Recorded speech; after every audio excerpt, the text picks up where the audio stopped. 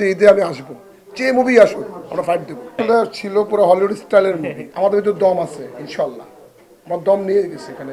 যে আসুক ঈদে, বলছি ঈদে আসবে। সোজা কথা, ব্রেন ওনার পকেট আরেকজন। আমি যে আপনারা যদি পুরো মুভিটা দেখেন, আর আমি আসলে বলবো না, সেটা আপনারা পর্দায় দেখতে পারবেন। আর পুরো গল্পটা আমরা বলবো না, যদি গল্পই বলে দিই তো মুভি দেখবেন না আপনারা। তো প্রত্যেকটা ক্যারেক্টার প্যারালাল, এবং আমি মনে করি অনেক অনেক ভালো একটা মুভি বানিয়েছে। তার জীবনের প্রথম ছবি যদি হয়ে থাকে, এটা কেউ মনে করবে না যে প্রথম ছবি। সে অনেক অ্যাক্টিভিটিস তার ভিতরে আছে মাশাল্লাহ।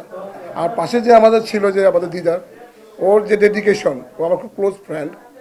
আর সানজু, এরা সবাই আমার খুব কাছে ভাই ব্রাদার, একদম খুব কাছের। তা আমি মনে করি এই সিনেমাতে সবাই ডেডিকেশন আছে এই সিনেমার জন্য।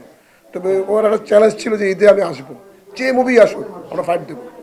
তবে ইনশাল্লাহ আমাদের আশাবাদী এই মুভিতে ইনশাল্লাহ সবাই, কেউ নিরাশ হবে না, কোনো দর্শক নিরাশ হবে না। আসলে আমি একটা কথা বলি, সিনেমাটা সংস্কৃতি হচ্ছে একটা পোকা।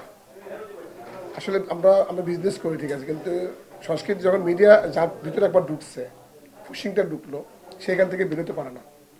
এটা একটা বড় একটা মাকড়সার জালের মতো। তো সো এই জায়গাটা থেকে আমি একটা আউটপুট পাইছি।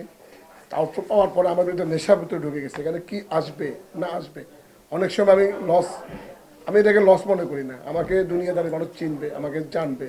আমি একটা পণ্য মানুষ যখন অ্যাড করি, মানে 20 কোটি টাকা খরচ করে, আমি নিজেকে ব্র্যান্ডিং করার জন্য, আমি মিডিয়ার একটা বড় একটা ব্র্যান্ডিং, টাকা এনে ফ্যাক্ট করে না আমাকে। এক কথায় বলো, you want to be famous. সেটা বলে ফেলবেন, আমি সেটার জন্য না। It's investment. এটা কিন্তু আসলে এই জায়গা থেকে আমার আছে বিধে আমি করতে পারছি। আমি আমার বিজনেস থেকে আস্তে আস্তে আমি করতে পারতেছি। আমরা অনেক কিছু, এই জন্য আমরা 6 মাস আগ থেকেই, অনেকে আসে না, সেই জন্য 6 মাস আগ থেকে আমরা অ্যানাউন্সমেন্ট করে দিছি। কেন করছি? আমাদের ভিতরে দম আছে ইনশাল্লাহ, আমার দম নিয়ে গেছে এখানে। যে আসুক আমরা নতুন কিছু দেখতে চাই, নতুন মানুষ, নতুন পাবলিক নতুন কিছু দেখতে চাই।